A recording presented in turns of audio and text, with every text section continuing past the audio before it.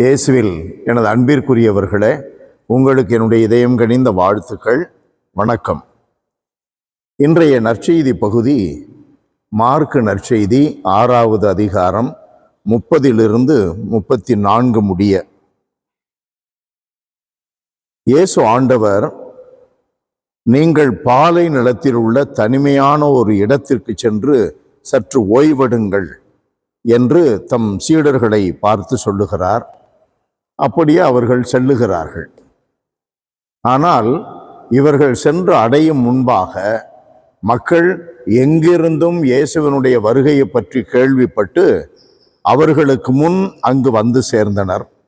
இயேசு கரையில் இறங்கிய போது பெருந்திரளான மக்களை கண்டார். அவர்கள் ஆயரில்லாத ஆடுகளைப் போல் இருந்ததால் அவர்கள் மீது பரிவு கொண்டார். பலவற்றை கற்பித்தார். அன்பானவர்களே, மனிதன் கடவுள் தருகின்ற அமைதிக்காக ஏங்குகிறான், தாகத்தோடு இருக்கிறான். அவனுடைய ஏக்கத்தை தீர்க்க, அவனுடைய தாகத்தை தீர்க்க அறுவடை மிகுதியாக இருக்கிறது என்றாலும் கூட ஆட்கள் குறைவாகவே இருக்கிறார்கள். ஆண்டவருடைய வார்த்தை எடுத்து சொல்லி ஆறுதல் அளிக்க, மகிழ்ச்சி ஊட்ட, அவர்கள் தளர்ச்சியுற்ற வேளையில் அவர்கள் வளர்ச்சிக்கான பகுதியில் தீவிரப்படுத்த ஊழியர்கள் மிக குறைவு. ஆண்டவர் என்ன செய்கிறார் பாருங்கள், ஓய்வெடுக்க செல்லுகிறார். ஆனால் மக்கள் அவரை தேடி வருகிறார்கள், மிகுந்த தாகத்தோடு இருக்கிறார்கள் கடவுளுடைய வார்த்தைக்காக. அவர்கள் மத்தியில் இயேசு அமர்ந்து நீண்ட நேரம் போதித்தார்.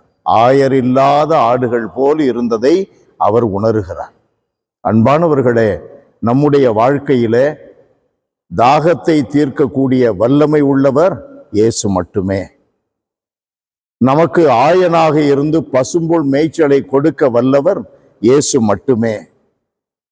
இயேசுவினுடைய வார்த்தைகளை ஒரு மனிதர் எடுத்துரைக்கிறார் என்றால் அந்த வார்த்தைகள் பசும்புல்லை போல உணவாக அமையும். அந்த வார்த்தைகள் தாகத்தை தீர்க்கும் தண்ணீரை போல தாகத்தை தணிக்கும். ஆகவே நம்முடைய வாழ்க்கையில் உணர வேண்டியது என்ன? வாழ்க்கையில் கடவுள் நமக்கு கொடுக்கின்ற உணவு பசியை தீர்க்கும், தாகத்தை தீர்க்கும், நிலை வாழ்வை கொடுக்கும், ஆறுதல் அளிக்கும், மகிழ்ச்சி அளிக்கும், தளர்ச்சியுற்ற உள்ளங்களுக்கு வளர்ச்சியை கொடுக்கும், முன்னேற்ற பாதையில் உந்தி தள்ளும். அந்த உண்மையை நாம் உணர்ந்து கொள்ள வேண்டும். அதனாலதான் பைபிள் படிக்கணும், அதனாலதான் மறைவுரைகள் கேட்கணும், அதனாலதான் வழிபாட்டில் பங்கெடுக்கணும், அதனாலதான் ஜபமாலை ஜபிக்கணும். அனைத்திலும் கடவுளுடைய மறைபொருள், மீட்பின் மறைபொருள் இருக்கிறது. அன்பு நிறைந்த எங்கள் இறைவா, உம்மை போற்றி புகழுகிறோம், வாழ்த்தி வணங்குகிறோம். ஆண்டவரே, இன்றைய கால கலாச்சாரத்தில் வாட்ஸ்அப் போன்ற பகுதிகளில் மக்கள் பல மணி நேரங்களை செலவழிக்கிறார்கள். ஆனால் அதிலே வருகின்ற நல்ல பல மறைவுரைகளுக்கு செவி கொடுக்க தவறுகிறார்கள். அதில் வருகின்ற உம்முடைய வார்த்தைகளின் தியானங்களுக்கு அவர்கள் இடம் கொடுக்க தவறுகிறார்கள். பேரிரக்கம் நிறைந்த எங்கள் கடவுளே, அதுபோன்று இருக்க எங்களை நீர் தயவுடன் மன்னித்து உண்மையாகவே வாழ்வு தருகின்ற உம்முடைய வார்த்தைகளில் நாங்கள் வாஞ்சையோடு வாழ எங்களுக்கு துணை புரியும். உம்முடைய வார்த்தைகள் தான் எங்களுக்கு வாழ்வு அளிக்கும், தாகத்தை தீர்க்கும் என்பதை உணரச் செய்தருளும். இயேசுவின் நாமத்தில் ஜெபிக்கிறோம் பிதாவே.